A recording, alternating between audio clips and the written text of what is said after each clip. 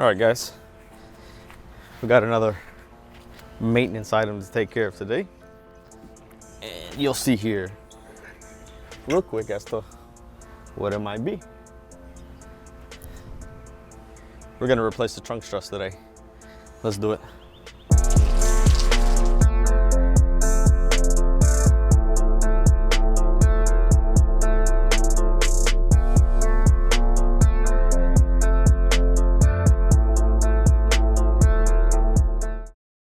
All right, so these are the shocks or struts for the trunk that I decided to go with. I found these off of, or found them on Amazon. I think they're 20 some odd bucks. They had decent reviews. So I just went ahead and pulled the trigger.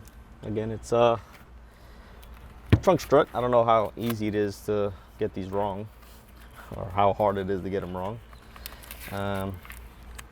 Take it out of the packaging. I haven't done that quite yet. See what we got. So we have the struts, and we also, in the packaging, should come with some hardware here.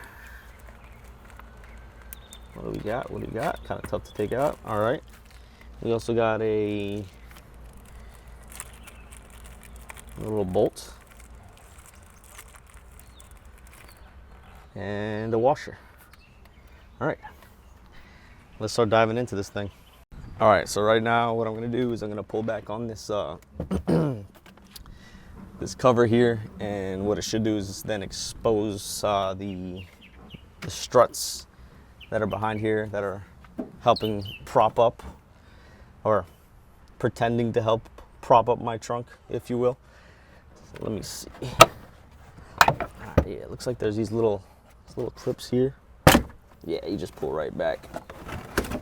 It should come right off, expose the gas tank there. All right, we're in business. All right, guys, hopefully you have a good angle at the strut. So as you can see here, we have the top end of it. And let me go ahead and pull back focus. And then that bottom end here, that's the part where there's a clip that I'm going to either use a screwdriver, a flathead, or a needle nose to kind of try and grab and pry out of there. That's the goal. All right, let's get to it. And then before we move along, let's get back focused. This here,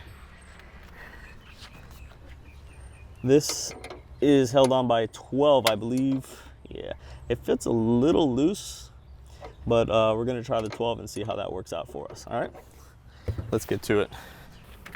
All right, first thing I'm gonna do is try to loosen this 12 here. All right, I got it. To my understanding, this is held on by some Loctite. I don't have any to reapply. I'm just gonna go ahead and retighten it.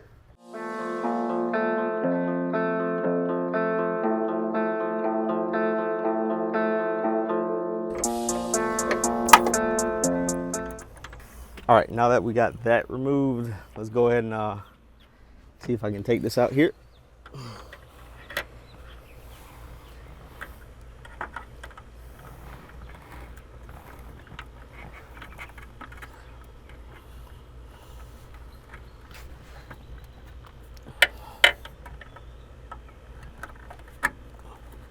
Oh, easy enough. Kind of want you guys to get a better look at this here. It's kind of just kind of pried them outwards and then pulled this thing, and it came right off. All right, I would say maybe in the needle nose that I used was actually pretty perfect because it grabbed and pulled. A flathead might be a little bit more difficult, but should still get the job done. Moving on to the trunk part. All right, here's our little bump stop. Let's see if I can take that out. Simple enough. So I'm gonna put this on first, and then we'll put the strut on after, okay? This one so happens to be a different size. It's the 13, it's a little bit smaller or bigger.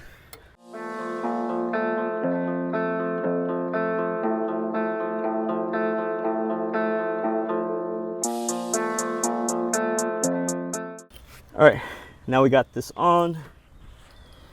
Let's put it in here in the sockets, or which one would be easier? Actually,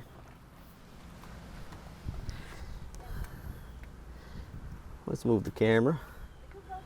Let's focus in on here. All right.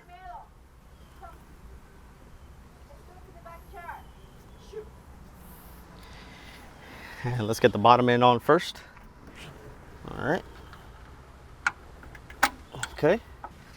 Now let's go ahead and lock this in here. Then we raise the trunk up a little bit. Push. And we're good. All right, guys. We're all done. Look at that. Pops right up. It's kind of I gave it a test when I was trying to actually close it, and it's a little hard to close, man, but that thing just pops right up. I'd rather it be hard to close than it not open at all. All right, so I did it on both sides. Again, pretty straightforward. I know it's gonna be a pretty short video, but I kind of just wanted to showcase a little bit of more maintenance progress on the Soarer. If you like what you saw today, guys, give it a thumbs up, like, comment, subscribe. Thumbs up is a like. I'm saying it twice, don't know why, whatever. But all right, guys, until next time, I got a few other items I want to install on the car, but that'll be for the next video, guys. Peace, be easy, and be safe, man.